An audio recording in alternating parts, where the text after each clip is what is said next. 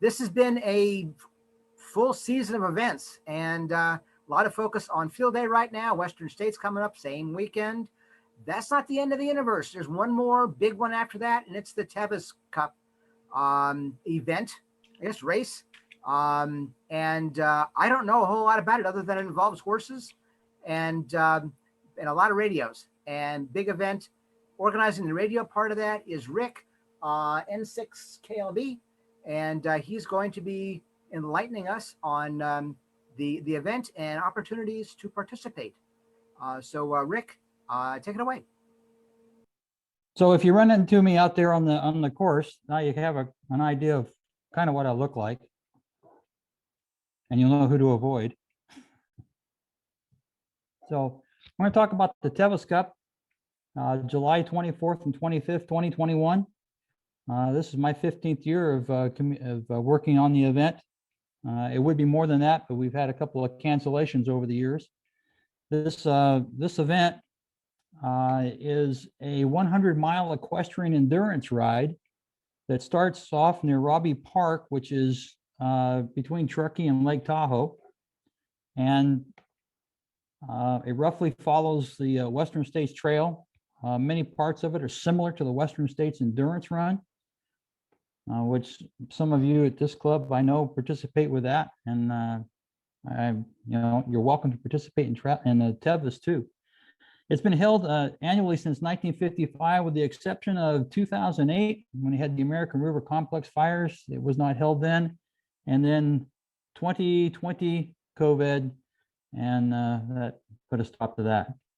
Like I said, it starts at Roby Park, Equestrian Park near Truckee. It finishes near the fairgrounds at the Overlook Park in Auburn.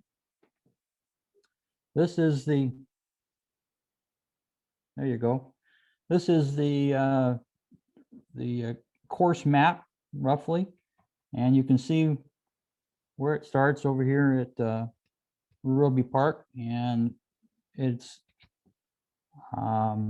a lot of, it's 14,800 feet of elevation gain, and then 20,000 feet, 900 feet, 20,900 feet elevation loss. So you can technically say it's a downhill event, and they should be able to do it quite easily, right? For those of you who aren't familiar with that area too well, here's another map that kind of depicts it. Shows Interstate 80, and then the trail coming down past the Robinson Flat, and then last chance down to the canyons into the Forest Hill. Amateur radio support for this event. There is no cell phone service for a majority of the course up country. We support 22 vet checks and checkpoints. Net controls in Auburn at Overlook Park. It's in a little portable building there. It's been replaced, I don't know, 5 or 6 years ago. We provide shadows for 3 of the Tevis ride officials, and for if you don't know what a shadow is, you tag along with the official and you are their communication for the event. It is a very educational position. You get to find, I see Orion laughing here. It's a very educational position because you get to find out a lot of the things that goes on behind the scenes, and because you're with one of the officials that travels around the event, you get to see a lot of the areas that you might not otherwise get to see, and the different checkpoints. So if you have an opportunity to volunteer for that sometime, take it. It's I did it once, and it certainly opened up my eyes. To support this event, it takes about 55 to 60 communications volunteers. That includes the checks and vet checks and the checkpoints. Also includes the people at net control. There's about 14 to 15 people that run the net control, and 3 or 4 different shifts. We do start off at net control at, I believe, 5 o'clock in the morning, and it goes all night until the event finishes. Voice communications are on VHF and UHF repeaters. We use a link system from Robbie Park until everybody gets on the Sacramento Valley side of the mountains. And then we use various high level and low level repeaters on the Sacramento Valley side of the mountains to coordinate on the event. Most data tracking is sent to webcast using the Windlink system. Windlink is a way to send packet is radio is used to connect to the Windlink system, either via VHF or HF, and that the Windlink system ties into the internet and allows you to send basically an email. We use a client program that looks kind of like an email program, and you're able to send an email to anybody that has an email address. And so we send our information back to the webcast people in Auburn via an email using the Windlink system. When I first started this event, we did everything by voice, which meant you read off the rider's number and the rider's time. There are approximately 300 riders on this event. There are 22 checkpoints. Do the math. You can understand how many times the numbers and the riders' times were read over the radio, which made for an awful lot of voice traffic. And the Windlink system using it has decreased that immensely. Each rider on this event is tracked from the start there at Robbie Park until they get to the finish. And if somebody doesn't show up at one of the checkpoints, they're given a certain amount of time, and then we start going back up course to see if we can't locate them. Not necessarily the amateur radio operator, but a member of the Tevis team starts looking for the rider, and they generally do grab a radio operator to go with them, so in case the person shows up down course, they can stop looking. Tevis officials at each one of the checkpoints record the rider times. Then ham radio operators pass that information to the webcast or net control down in Auburn. The end times at the 1 hour vet hold check is passed, and the out times from those vet checks is passed. The 1 hour hold at two different locations. One is at Robinson Flat, and the other one is at Forest Hill. And what that means that the horse comes in, they have to reach a certain heart rate, and then they're given a 1 hour rest. And during that time, the vets check over the horses, make sure that they are still sound to continue. And if the people participating in this event have conditioned their animals correctly, there generally isn't a problem. Although sometimes, like people, horses fall down or stumble, and then they turn up lame at the next vet check. I mean, it happens. The timeouts, and if you've done this, the Tevis event before, this is a change this year. We're only doing timeouts, the time that the horses leave at the gate and go vet checks. Now, a gate and go vet check is the horse comes in, their pulse is checked, and then they are trotted out away from and then back towards the veterinarian. They are checking their trot or their gait to make sure that they're still sound, and if they are, then they're on their way out. So you can have a gate and go timeout 10 minutes after they've arrived. We also coordinate the trailer transport from vet checks to Forest Hill. One of your volunteers here is working with has volunteered to help with the trailer transport this year, and it is a challenging. Unfortunately, he's not going to have to be actually doing the coordination, but he's going to be helping relay that information. Yeah, I see you smiling. But it's a very important. We have to coordinate getting the trailers out to the different points to get horses that can no longer continue back to either Forest Hill or down to Auburn. It really is it takes a person with a lot of coordination sense in order to get this accomplished, because you have to have you have a certain number of spaces in a trailer, and you don't want to send too many trailers out that are needed later on. We also do emergency medical requests. I've personally been involved with calling in for the ambulance. Sometimes we have to make the call for the helicopter to come in. Accidents do happen on the trail, just like at the Western States. Usually there'll be a rider that'll come into a checkpoint and say, hey, there's a problem back behind me, X number of miles or X number of minutes. And then we try to send a radio operator back that way, along with Tevis representatives to determine what exactly is going on and what needs to be done. And so amateur radio is very important for that. Occasionally assist with locating lost horse and rider. I've had horses, we had a horse and rider go off. This was, I might have been 10 years ago now. They went through one of the last checkpoints, or they went through the checkpoint at Francisco's, which is down along the river, and were coming up along the trail there, and then they just flat disappeared. They disappeared off the trail. No one knew where they were, or what happened to them, and we spent several hours trying to figure out what had happened to this horse, because this part of the trail is fairly easy to get to. What happened is that it was a out of country rider on a borrowed horse, and that horse had trained in that area. And every time that horse had trained, they came down to this certain part of the trail, and instead of turning and going up the hill, further down the trail is where they lived. So when that rider got there, that horse goes, I know where I am. Boom. And he went home to the barn. Well, of course, the people there at the barn, they're involved with the Tevis, so there's nobody there with a phone, no one around. This rider doesn't know where he is. But when they discovered tracing back to what horse they had, they finally came up with the idea of maybe the horse went home. And sure enough, they drove down there and they found the rider and the horse. So anyway, it takes about 55 to 60 communications volunteers to cover the whole event. How does the information get to the webcast and net control that we pass? Well, we have voice.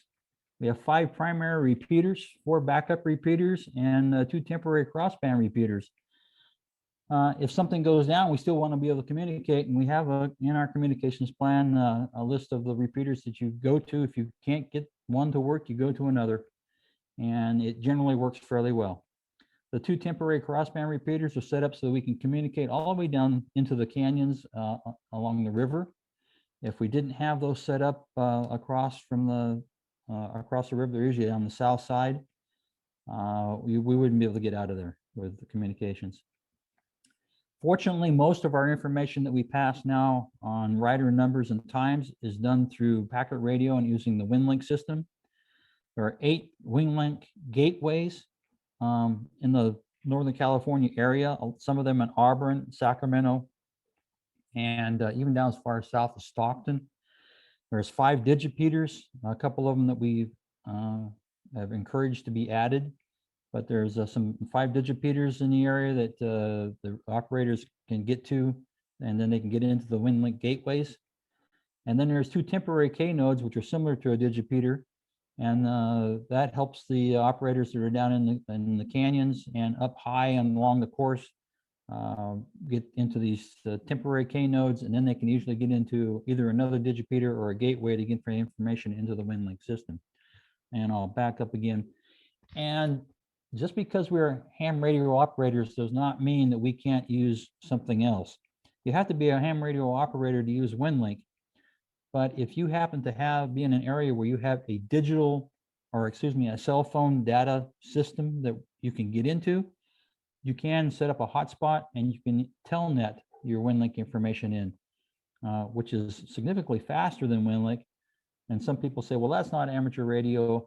Well, we're not out there to promote amateur radio. We're out there to get these numbers in and to get help for the riders if necessary. So we use whatever system works the best for the location we're in.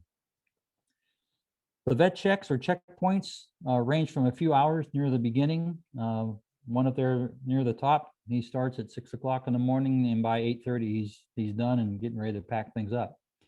As you get closer to the other end of the course, closer to Auburn, some of them start at 5 o'clock in the evening and they get done about 5 o'clock that morning. So that's it just takes a little more. Of course, the horses are all spread out that time. If you want to know what some of the differences are and challenges of doing an equine event as opposed to a runner event, you're near horses, you're working with horse people, and these horse people care more for their horse than they do for themselves, and I'll talk about that in a little bit more. You get some new vocabulary and phrases that you might not have used before, like you use the word pull instead of drop when a horse comes is unable to continue. Lame instead of a sore foot. Pulse in, pulse out, because you're not taking it, but an event coordinator is taking the pulse of the horse. And it's important because the pulse rate has to be at a certain level before the horse can continue. Riders can and have fallen asleep while riding on the trail. This actually happened to me when I was working Cal 2 one time. I heard a horse coming down the trail in the dark, off a ways, and suddenly I heard a woman scream. And I thought, oh my gosh, she got hit by the mountain lion or something, because there have been mountain lions up there. No, she fell asleep and fell off her horse. So down the trail comes the horse, and I was the only one there. And I've been around horses a good part of my life, so I wasn't too concerned about stopping the horse and catching it.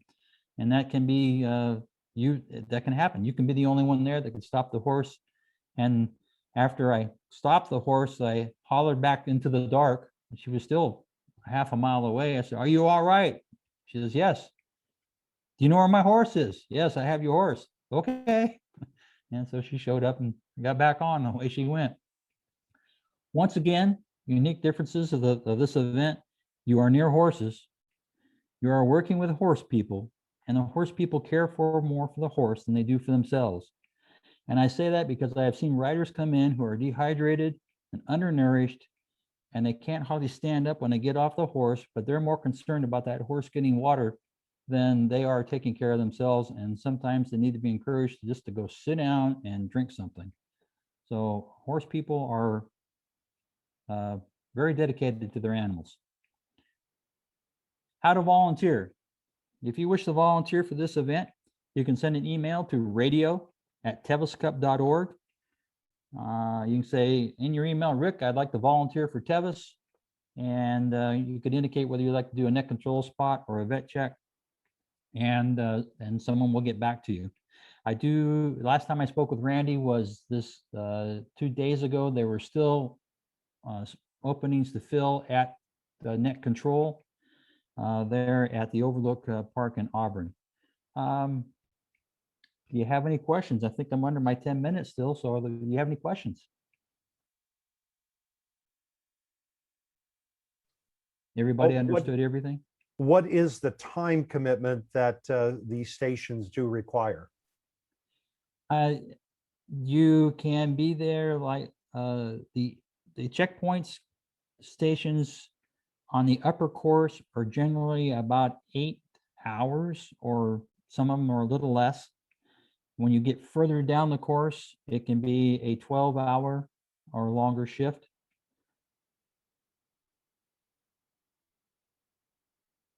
Okay, and how about if you're working master control, what are your shifts like there? Those are 6-hour shifts. And you're there with, there's generally 3 net control operators, so everybody has a chance to take a break. And if something happens, then you can dedicate an operator to handling the emergency, and the other people can cover that. I always try to take somebody else with me when I go out, unless if it's a real checkpoint, because sometimes when you have an emergency, you want it, one person goes and deals with that, and the other person continues to handle the needs of the checkpoint. And so, you can also have somebody you can switch off with and take a break. Any Okay, other thank you. questions? N680L. Hi, Rick. I have a question for you. Go Will ahead. there be sweeps like at a traditional run race? I have not done an equine race before, so I'm used to like when a sweep clears certain sections or checks, then they can go. Is that how this will be handled as well? Yes, there are sweeps. There are people on horseback. It's you caught me off guard here. I don't have it written down. It's a sweep riders of the Sierras, I think they call themselves. Anyway, there are actually several teams of them that start at different points and they sweep the course. And since we're tracking every horse or every rider number, when the sweeps come in, before they get there, we should have reconciled the fact that all the riders have come through ahead of them. And if something has happened on the trail and they are helping a rider, the sweep teams are radio equipped and they'll radio that up. It says, hey, we were a rider with rider such and such. The horse is lame. They're walking in slowly. Generally, they'll put a sweep team member with that horse and the rest of the sweep team will come on ahead to help continue on down the course. Great. question. And I suppose the Windlink infrastructure helps immensely with reconciliation being done at net control instead of at the various checks. Is that accurate? It does help because we coordinate that through net control. A lot of it can be done out in the field because you talk to the checkpoint ahead of you and you talk to the checkpoint beyond you. We are human. We do make mistakes. Sometimes we miss a number or it doesn't get written down. It can happen. And the quick check is you just call the next, if you missed a rider going out, you call the next checkpoint down, say, hey, has this rider come through your checkpoint? And if yes, okay, problem solved. Somebody missed a piece of paperwork. Copy that. Yeah, okay, those are my only questions. And I suppose I'll need a 4-wheel drive card because it's my checkpoint is called Last Chance. And it looks like a off-roading accessible only check. So that's it. Thank you so much, Rick. I look forward to supporting that event. Okay, well, thank you for volunteering, and we're glad that you did volunteer. And a 4-wheel drive vehicle is not necessarily required to get down the Last Chance. It is a dirt and gravel road down in there. This time of the year, it will be very dry. They've usually taken something down and graded in any ruts that have occurred by the time this event occurs. We will have a good road report on everywhere that we need to drive after the Western States Endurance Run. Okay, thank you so much, Rick. Thank you. Any other questions tonight? Okay, thank you for your time. I will drop the screen here. I have most of the spots filled this year except for net control, and I'm not the primary coordinator for net control. So if you'd like to volunteer for this to be a standby to fill in a spot if somebody has to drop out, I'll certainly accept that. And I know they need some help at net control yet. So thank you.